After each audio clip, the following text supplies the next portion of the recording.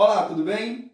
Hoje faremos mais uma resolução de uma prova do Enem, a título de revisão, né? E faremos hoje a prova do Enem 2018, caderno 1 azul. Selecionei algumas questões para podermos resolver aqui juntos, ok?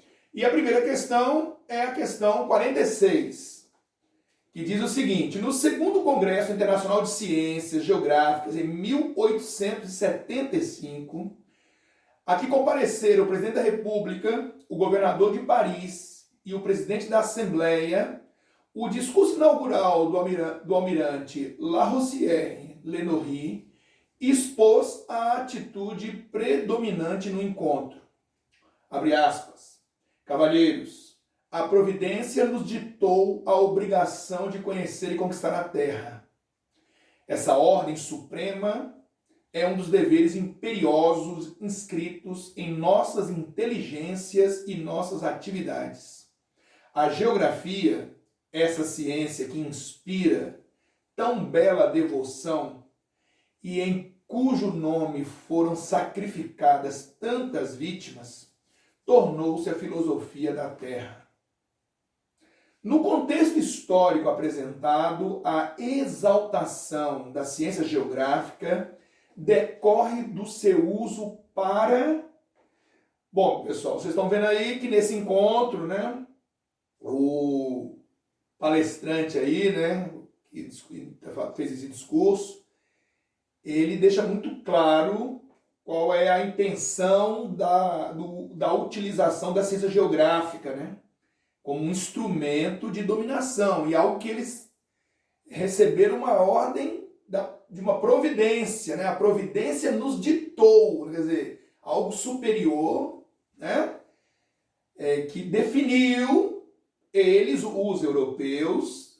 Isso é um discurso altamente eurocentrista, né? Estamos falando do final do século XIX, o auge do imperialismo ou neocolonialismo, né? Onde países como a França, como a Alemanha, como a Inglaterra, como a Itália, né, entre outros, estavam em franca expansão de seus domínios, né? Alguns mais adiantados, como a Inglaterra e a França, e alguns começando esse processo já tardiamente. Não se esqueçam que a Alemanha e a Itália se unificaram tardiamente, né? E se lançaram à conquista de áreas sob sua dominação tardiamente, né? Inclusive, essa corrida imperialista do final do século XIX vai semear, será, né, um dos elementos que vai semear a discórdia da Europa e vai produzir a Primeira Guerra Mundial, né? As disputas imperialistas são uma das razões da Primeira Guerra Mundial, onde de um lado você tinha a Alemanha e Itália querendo seu lugar ao sol e entrando em choque com os interesses dos ingleses e dos franceses, né? E aí a rivalidade franco-germânica, que era muito elevada, né? A disputa por territórios na fronteira, da Alsácia, Lorena, Sarre, Ruhr, né? A Guerra Franco-Prussiana de 1861, né? Então, esse é o contexto daquele momento, né? De uma corrida imperialista e de um aumento de tensões entre as potências imperialistas europeias, né? Culminando na Primeira Guerra Mundial entre 1914 e 1918. Né? E a Segunda Guerra Mundial posterior é um desdobramento da Primeira. Né? Então, isso levará a Europa a mergulhar em duas guerras mundiais, entremeadas por uma crise de 29, né? A década de 30, a depressão dos anos 30. Né? Então, esse é o contexto. E aí a geografia nasce como ciência, justamente nesse contexto do século XIX, né, na Alemanha, né, com Karl Ritter, Alexander von Humboldt, né, Friedrich Hatzel, né, que são os pais da geografia moderna, a geografia como ciência, a geografia com arcabouço metodológico, com princípios, com objeto de estudo, né, com metodologia, com cátedra na universidade. E ela nasce aonde? Nasce na Alemanha, um país que tem uma demanda por dominação, por expandir seus domínios, né? Porque ao se industrializar, unificar-se tardiamente e industrializar-se tardiamente, a Alemanha está atrasada na corrida colonial. E aí vai se desenvolver o princípio do espaço vital, né? O que Hitler, inclusive, utilizará na Segunda Guerra como um dos tentáculos do nazismo, né? Questão de buscar aumentar o espaço geográfico a que os alemães têm direito como raça pura e superior, né? Aí nós estamos também usando o conceito da eugenia, né? Então isso tudo vai também estar lá presente na Segunda Guerra. E a geografia nasce como uma ciência para referendar a dominação, justificar a dominação, né? Inclusive, o Friedrich Ratzel, o alemão, vai fundar a chamada escola determinista, o determinismo geográfico, né? Que coloca um peso grande da natureza sobre a formação do homem, né? O meio determinando o homem, né? E o seu sucesso ou insucesso, né?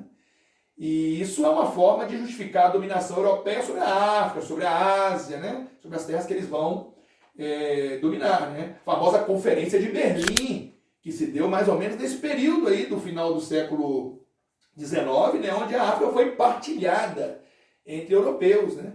Ingleses, franceses, alemães, italianos, portugueses, espanhóis, né? Belgas, né? Que vão traçar sobre o mapa africano os seus pedaços, os seus territórios, né?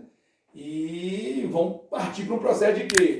De reconhecimento, de exploração, de implantação de modelos que exigirão explorar recursos naturais, de submeter o povo ao processo de escravização. Alguns, como a Bélgica, no centro da África, vai produzir verdadeiros horrores contra a população local, né? Assassinatos, amputações de membros, né? Quer dizer, bizarrices das mais que se pode imaginar. Então, isso está tratando desse período do neocolonialismo, o imperialismo e a geografia como instrumento, né, de dominação. Depois os franceses vão lançar a escola possibilista, né, o possibilismo geográfico, do Vidal de la Blanche, né, dizendo que não é o meio que determina o homem, né, mas ele oferece possibilidades. Cabe ao homem selecionar as melhores, né? E claro, os europeus estão mais aptos a selecionar as melhores, porque são mais civilizados que os africanos, né? Lembre-se que nessa história do imperialismo tem aquela história de levar a civilização aos povos incivilizados, né? E aí se desrespeita toda a organização socioeconômica, espiritual, trabalhista, de produção de riqueza desses países, né? Desestrutura-se, inclusive, o modo de produção desses países, né? E passa a ter economias voltadas a abastecer demandas metropolitanas, né? Isso tardiamente, porque já tinha acontecido isso lá no século XVI, né? Aqui na América, né? Por isso que a gente chama de neocolonialismo, mas é um novo tipo de colonialismo, né? Então, baseado nesse entendimento, e aí é o contexto histórico que ele se refere, no enunciado, a exaltação da geografia decorre do seu uso para preservação cultural dos territórios ocupados. Nunca houve essa preocupação, né? Ao contrário, esse povo foi sofrendo um processo de destruição de sua cultura, né? O próprio extermínio de alguns povos, né? Então, nunca houve essa preocupação. Formação humanitária da sociedade europeia. Embora exista toda uma formação humanista entre os europeus, nesse momento nós estamos falando sobre isso, né? Inclusive ele está falando ali, inspira tão bela devoção em cujo nome foram sacrificadas tantas vítimas, né? Não tem nada de humanista nisso, né? Certo? Aí vem para o próximo item, C, catalogação de dados úteis aos propósitos colonialistas. Me parece que convém essa resposta, né? A geografia como uma ciência que, ao catalogar, ao conseguir rastrear, né, o território, as riquezas, né, ela oferece ferramentas para melhor exploração colonial, né? Neocolonial, né? O neocolonial não deixa de ser um tipo de colonização, né? Só com um modelo mais atualizado, né? Então essa cabe, né? Letra D, desenvolvimento de técnicas matemáticas de construção de cartas, não se refere a geografia não está posta aí no seu aspecto cartográfico, né? Não do ponto de vista das técnicas matemáticas, né? Poderia ser até pensar em cartografar no sentido de identificar as riquezas, né? Mas não é no posto que está aí no entender. E o item E diz consolidação do conhecimento topográfico no campo acadêmico. Não havia Topografia é a forma do relevo, né? A forma do terreno. Não havia essa preocupação de cunho exclusivamente acadêmico, né? Sempre há uma importância no ponto de vista da exploração dessas riquezas nessas neocolônias, né? Então a letra adequada, né, que traduz o espírito do imperialismo ou do neocolonialismo, né, é a letra C, ok? Tranquilo? Próxima questão que nós vamos comentar é a questão 50. Ela traz duas fotos, uma com um ônibus no museu, né? Esse é um museu que fica lá em Memphis, nos Estados Unidos, um museu da luta pelos direitos civis nos Estados Unidos, né? Os negros lutando por ter o reconhecimento que tem os mesmos direitos que os brancos, né? Isso foi uma longa luta nos Estados Unidos, que começou mais intensamente na década de 50, teve seu auge nos anos 60 e 70, né? Com várias figuras, né? Como Rosa Parks, Martin Luther King, Malcolm X, né? O movimento dos Panteras Negras, o movimento Black Power, tem vários estágios, né? Esse movimento. Em um determinado momento, durante o governo do presidente John Kennedy, no início dos anos 60, teve o apoio de um presidente, né, da República, um presidente branco, né, a mais alta autoridade do país, apoiando o movimento negro por ter os mesmos direitos civis que os brancos, né, porque eles eram muito segregados nos Estados Unidos, né, segregados nos espaços, segregados no acesso à educação, aos empregos, né, na renda. Não que a segregação tenha sido extinta nos Estados Unidos, você tem visto recentemente o movimento Vidas Negras Importam nos Estados Unidos, né? O assassinato de várias figuras negras ao serem abordados pela polícia, né? Então isso foi um assunto que movimentou, inclusive, os maiores movimentos populares desde a década de 60, né? Por a questão do reconhecimento das desigualdades e do racismo, aconteceram agora, né, nesse final de governo Trump agora, né? Então, a questão mostra um ônibus, né, nesse museu, é o ônibus que a foto 2, a figura 2 é a Rosa Parks, né, que é uma mulher que se tornou uma figura histórica nos Estados Unidos na área dos direitos civis dos negros, né? Ela estava neste ônibus, em 55, ela era uma costureira, né? E ela, isso em Montgomery, no Alabama, e ela havia uma divisão dentro do ônibus, onde os negros deveriam sentar nos assentos ao final do ônibus, no fundo do ônibus, não podiam sentar no meio para frente, que ali eram os brancos. Só que os assentos dos brancos foram sendo todos ocupados por brancos, e começaram os brancos a ficar em pé. E aí o motorista sinalizou, ele tinha uma forma de sinalizar com luminosos dentro do ônibus, e aí ele sinalizou que determinados assentos que até então estavam com os negros deveriam ser transferidos aos brancos. Porque os negros tinham que se levantar, ficar em pé, se não houvesse outro lugar, e dar lugar aos brancos. Essa era uma regra posta lá, estava na lei. E a Rosa Parks teve a coragem de se negar a fazer isso, não se levantou, né? Você encontra filmes sobre isso, documentários, basta você entrar na internet que você vai ver, né?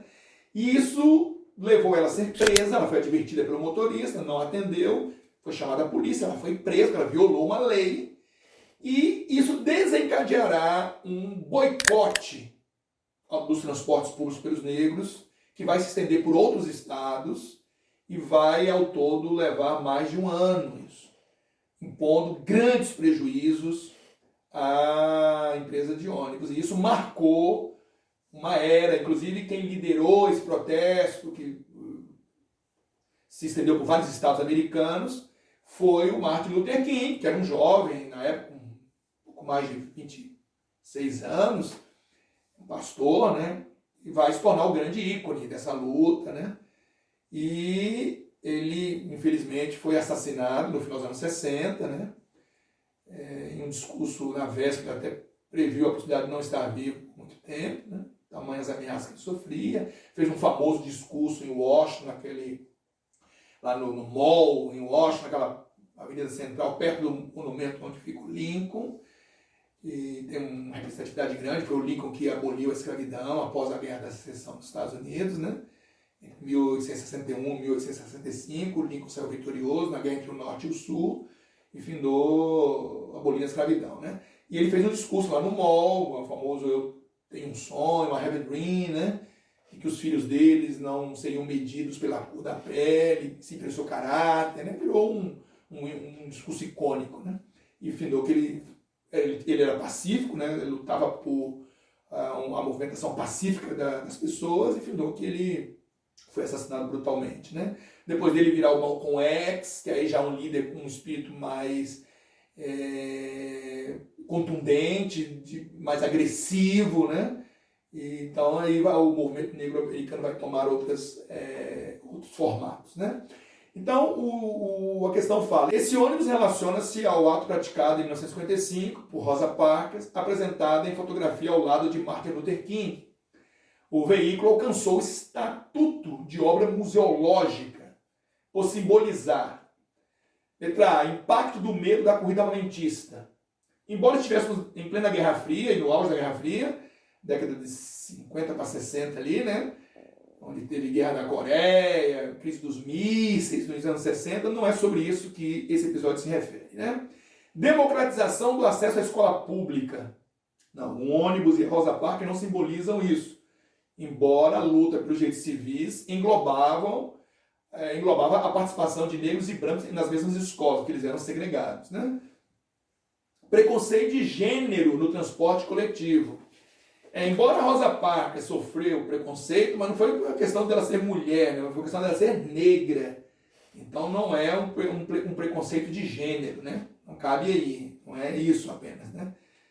Era um preconceito racial, né? Antes de mais nada, né?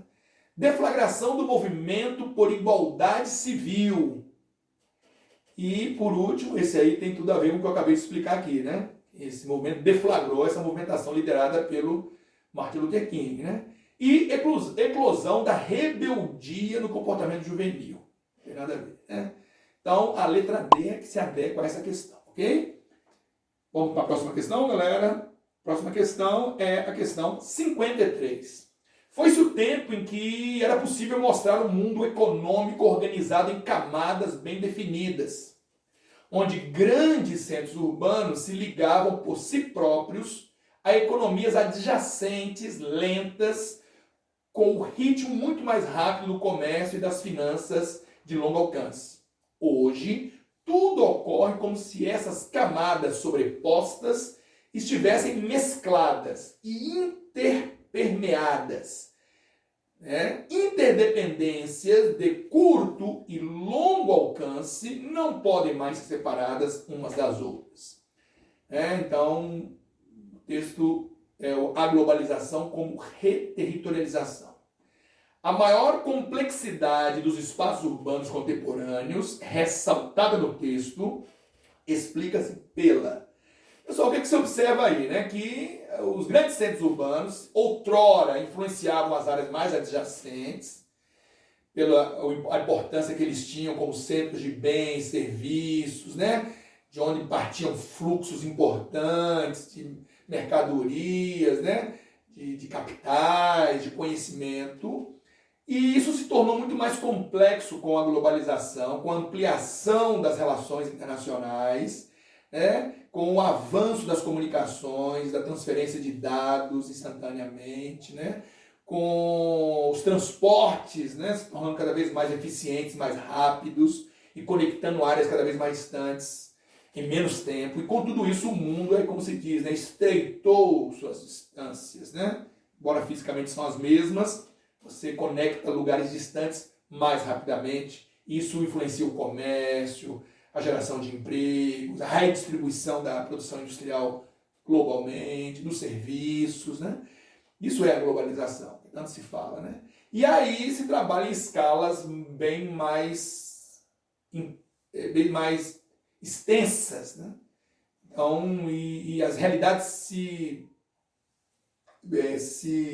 permeiam mutuamente, né? Quer dizer, alguns até chamam de cidades com locais, né? Quer dizer, tem ascensão global mas também influenciam localmente, é claro, né?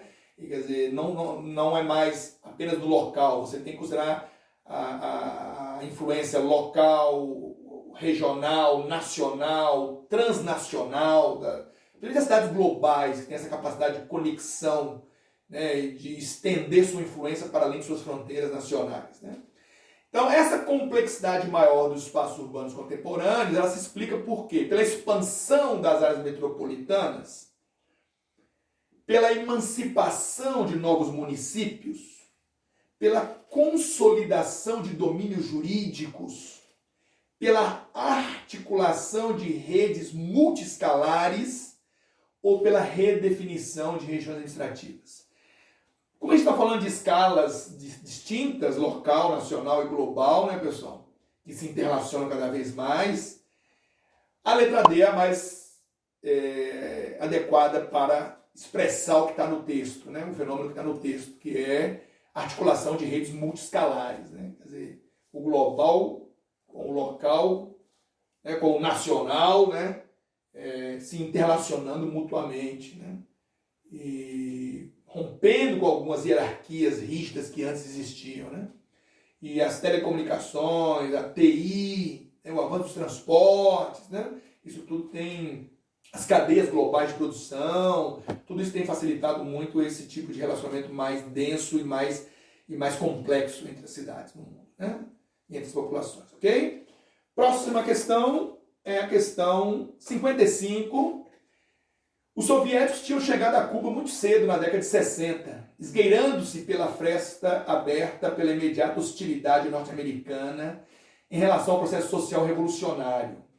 Durante 3 décadas, os soviéticos mantiveram sua presença em Cuba com bases e ajuda militar, mas, sobretudo, com todo o apoio econômico, como saberíamos anos mais tarde, mantinha o país à tona, embora nos deixasse em dívida com os irmãos soviéticos e depois com seus herdeiros russos, por cifras que chegavam a 32 bilhões de dólares. Ou seja, o que era oferecido em nome da solidariedade socialista tinha um preço definido. Ok, pessoal? Então, estamos com um texto falando sobre Cuba e as relações que ela mantinha com o mundo socialista, em especial com a União Soviética, e após o fim da União Soviética com a Rússia, né? Que, de certa forma, a União Soviética se encarregava de manter Cuba, de manter um comércio preferencial com Cuba, tudo em nome de quê? Né? De manter uma área de influência sobre o regime socialista, principalmente aqui na América, né? Onde o socialismo prosperou menos do que prosperou na Ásia ou na África, por exemplo, né? Isso falando em países periféricos no mundo.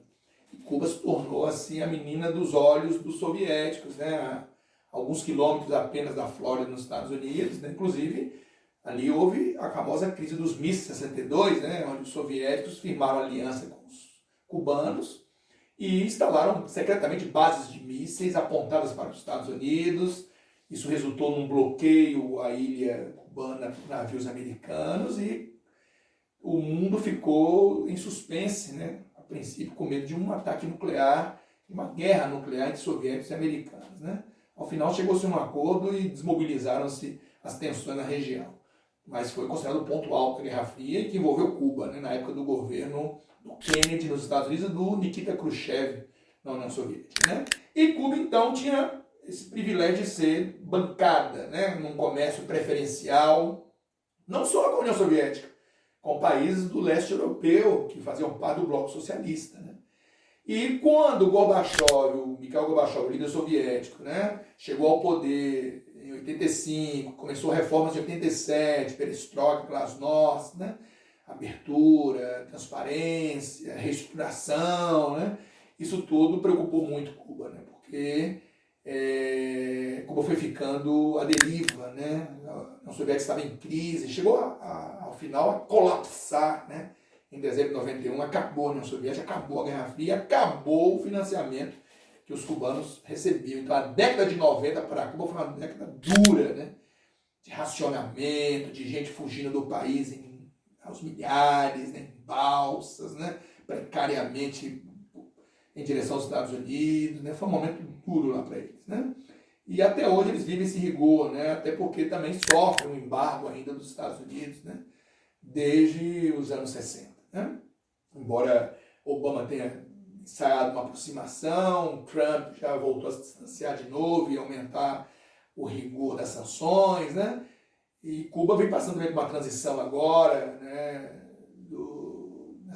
Nesse início de ano 2021, né? Com a unificação monetária, né? Uma transição para uma economia talvez mais produtiva, mais concorrencial, né? Redução de subsídios, o que pode impactar os ganhos sociais que eles tiveram, né? Ao longo do tempo, ok? Bom, o texto indica que durante a Guerra Fria, as relações internas em um mesmo bloco, então aí é o bloco socialista, né? Foram marcadas. Busca da neutralidade política? Não. Era o mundo da bipolaridade. Você tinha que estar alinhado com um dos dois lados, né? Estímulo à competição comercial, o texto não fala disso, fala de uma ajuda, né? Subordinação à potência hegemônica, isso está no texto, né? Quando ele diz que o que era oferecido em nome da solidariedade socialista tinha um preço definido, né? Que é você se subordinar à liderança da União Soviética, né? E se manter socialista, né? Então era uma subordinação, sim. Elasticidade das fronteiras geográficas, não é o caso. Compartilhamento de pesquisa científica, havia até entre eles, né? Mas o texto marca bem a questão da submissão, né? Que você ficava ao país que te auxiliava, né? No caso, a União Soviética. Tranquilo? Então, a letra mais adequada é a C, ok? Próxima questão, a questão 56. Ela diz: anamorfose é a transformação cartográfica espacial em que a forma dos objetos é distorcida de forma a realçar o tema. A área das unidades espaciais às quais o tema se refere é alterada de forma proporcional ao respectivo valor. Então, a anamorfose é uma técnica cartográfica, pessoal, na hora de você compor um mapa, em que você distorce o volume das figuras, que pode ser figuras geométricas, pode ser mapas, né? Onde você distorce o volume, aumenta ou reduz o tamanho dessa figura, de acordo com o fenômeno que você quer mostrar, né? Então, se você quer mostrar fome no mundo, de repente você vai ter uma determinada região da África subsaariana dilatada, né? O mapa aparece deformado e você vai para lugares como a Europa, onde a Europa aparece bem fininha, porque a fome lá é pequena, né? Na África a fome é grande. Você vai fazer um mapa sobre o PIB mundial, os Estados Unidos são os mais dilatados do mundo, em segundo lugar vem a China, né? Porque isso reflete o tamanho do PIB. Né? Então isso é uma anamorfose, ok? E aí ele dá pra gente algumas opções, né? A técnica descrita foi aplicada na seguinte forma de representação do espaço. Letra A é uma planta baixa, né? De uma região aí provavelmente cerrada, né? Lembra ali o cerrado, mas é uma planta baixa. A letra B é uma curva de nível, né? Onde você corta, você traça linhas unindo pontos com a mesma altitude, né? E pode recortá-los depois e fatiá-los, né? São curvas de nível, né? Então não seria o caso. A letra C é exatamente uma anamorfose, né? Veja que o fenômeno que está aí demonstrado, não sabe exatamente qual é, mas gera uma distorção do mapa, né? Um lugar parece bem maior, outro bem menor, né? É justamente a letra C que caracteriza a anamorfose, né? Depois na letra D nós temos uma linha de perfil de relevo, e na letra E você tem como se fosse uma foto de satélite com um espaço esquadrinhado sobre a foto, né? Então a anamorfose é a letra C, ok? Próxima questão é a questão 60. Em Beirute, no Líbano, quando perguntado sobre onde se encontram os refugiados sírios, a resposta do homem é imediata. Em todos os lugares, em lugar nenhum. Andando ao acaso, não é raro ver sobre um prédio ou num canto da calçada, ao abrigo do vento, uma família refugiada em volta de uma refeição frugal, posta sobre jornais como se fossem guardanapos. Também se vê, de vez em quando, uma tenda com a sigla Acnur, o Alto Comissariado das Nações Unidas para Refugiados, erguida em um dos raros terrenos vagos da capital. O cenário descrito aponta para uma crise humanitária que é explicada pelo processo de... Está falando de quê? Refugiados sírios no vizinho Líbano. Síria e o Líbano são vizinhos e têm relações históricas, né? O Líbano, inclusive, foi ocupado pela Síria por cerca de 30 anos, né? E é o país mais afetado ali pelos refugiados sírios, né? Embora naquela região você tenha outros países muito afetados, como a Turquia, que recebe de outras regiões, inclusive da Síria, né? Como a Jordânia, né? O Irã, né?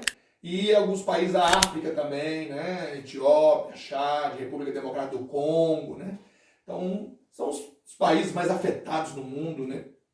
Pela questão dos refúgios, né? Pessoas que deixam o país, que estão correndo risco de vida, né?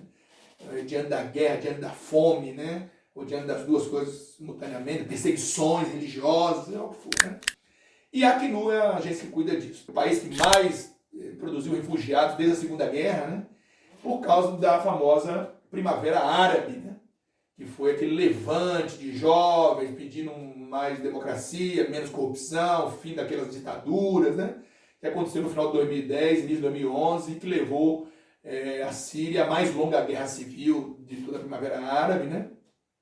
E que já produziu milhões de refugiados, centenas de milhares de mortos, né? Uma tragédia, né? O cenário descrito aponta para uma crise humanitária que é explicada pelo processo de migração massiva de pessoas atingidas por catástrofe natural. Não é o caso, né? São uma guerra entre rebeldes e o governo, né? O governo do Bashar al-Assad, né? Hibridização cultural de grupos caracterizados por homogeneidade social. Não tem homogeneidade social, tem muitas desigualdades, o próprio texto deixa claro isso, né? O desamparo e a pobreza que esses refugiados estão vivendo, né? Desmobilização voluntária de militantes cooptados por seitas extremistas. Também não há nenhuma referência aí de que está havendo esse processo ali, né, entre esses refugiados, que está sendo descrito no texto. Peregrinação religiosa de fiéis orientados por lideranças fundamentalistas. Não é uma questão de peregrinação religiosa, é uma questão de fuga da guerra, né? Inclusive fuga do Estado Islâmico, que se instalou também na Síria, né, por um período. E o último, desterritorialização forçada de populações afetadas por conflitos armados. Perfeito, né? Essa letra E é que dá certinho aí, ok? Próxima questão é a questão 62. A situação demográfica de Israel é muito particular. Desde 1967, a esquerda sionista afirma que Israel deveria se desfazer rapidamente da Cisjordânia e da faixa de Gaza, argumentando a partir de uma lógica demográfica aparentemente inexorável. Devido à taxa de nascimento árabe ser muito mais elevada, a anexação dos territórios palestinos, formal ou informal, acarretaria dentro de uma ou duas gerações uma maioria árabe entre o rio e o mar.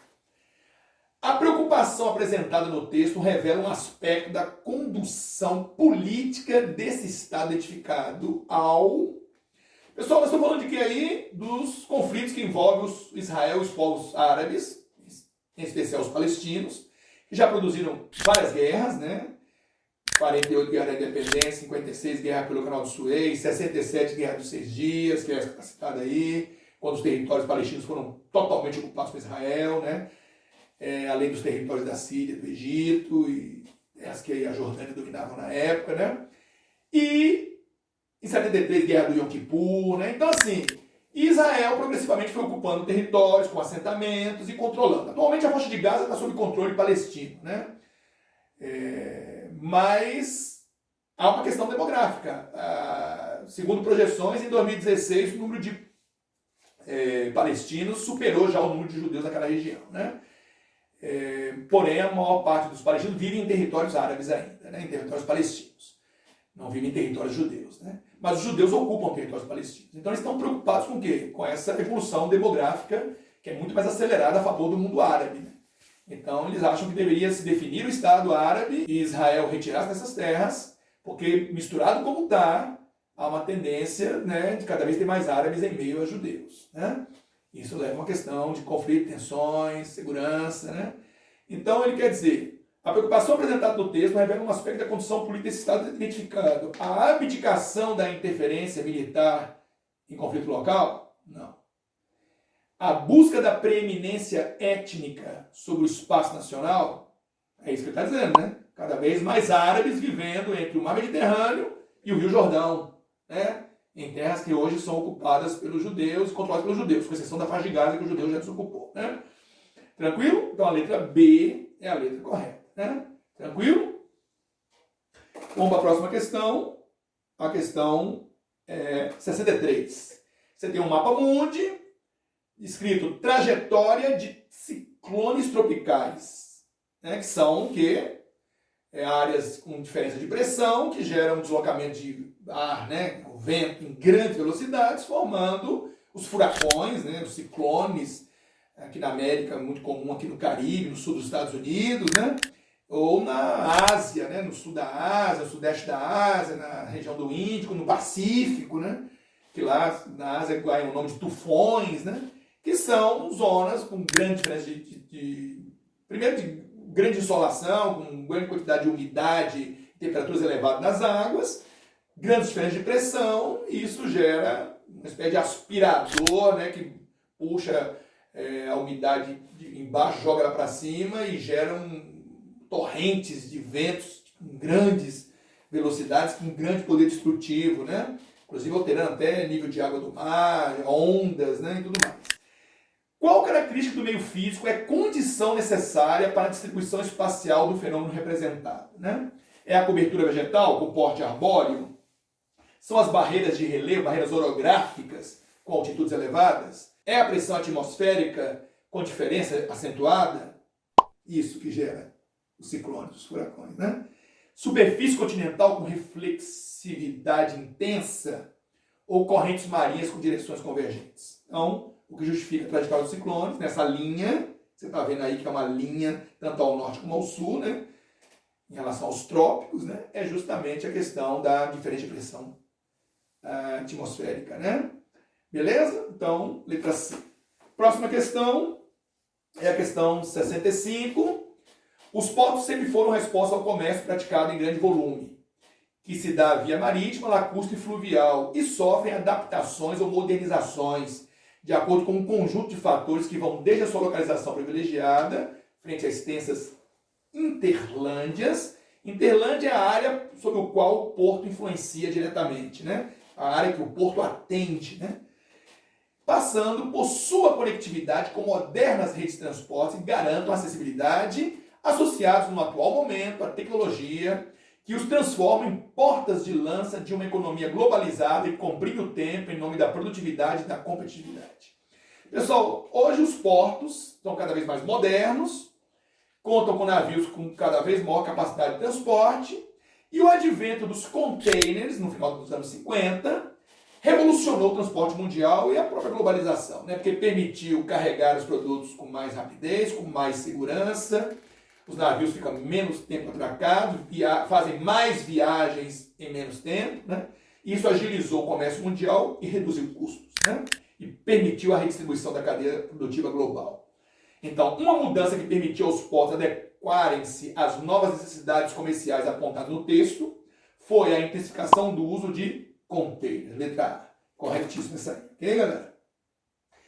E a nossa próxima questão agora é a questão 67, traz um gráfico mostrando nas barras, né, a precipitação em milímetros, por causa de chuvas, medida nas ordenadas. Nas abscissas você tem o tempo, e eles mostram a vazão da água numa área urbanizada e numa área não urbanizada. Quer dizer, nas áreas urbanizadas, o que você tem? Muita impermeabilização, muita artificialização da paisagem. Né? Asfalto, calçadas, construções, que dificultam a infiltração da água. Então, a água ela tem uma vazão elevada porque ela não é freada com a infiltração. Né? E ela chega em grandes volumes e ela escorre com muita rapidez pela superfície. Né? E aí isso gera, inclusive, enchentes, né? Se os vales dos rios estão assoreados, né? Com lixo, com barrancos que foram em função do desmatamento das margens, né? Então, Quando a área não é urbanizada, uma área rural, por exemplo, aí tem muita área, muito solo nu, ou coberto por vegetação, que ajuda a segurar essa água que se infiltra pelas raízes das plantas, né? Que vai ter dificuldade de escoar com mais rapidez. Então, o período de vazão dela se estende por um tempo maior, né? Então, ele está trabalhando com essa lógica, né? Entre áreas mais artificializadas e impermeáveis versus áreas mais naturais e mais permeáveis, né? A dinâmica hidrológica expressa no gráfico demonstra que o processo de urbanização promove redução do volume dos rios, expansão do lençol freático, diminuição do índice de chuvas, retração do nível dos reservatórios ou ampliação do escoamento superficial. Está mostrando que se for em área urbanizada, processo de urbanização, como diz o enunciado, você tem um escoamento superficial mais rápido, né? Então você amplia, né, o escoamento superficial. Então é a letra E, corretíssimo, ok? Com isso, pessoal, a gente termina essa resolução. Desejo muito sucesso a vocês, espero que tenham gostado. Um grande abraço. Oh, freedom. Oh, freedom. Oh, freedom over me. And before I be a slave, I'll be buried in my grave and go home to my Lord and be free. Oh, freedom. Oh, freedom. Freedom. Oh, freedom. Oh, freedom over me. Over me. And before I be a slave, I'll be buried in my own grave and go home to my Lord and be free.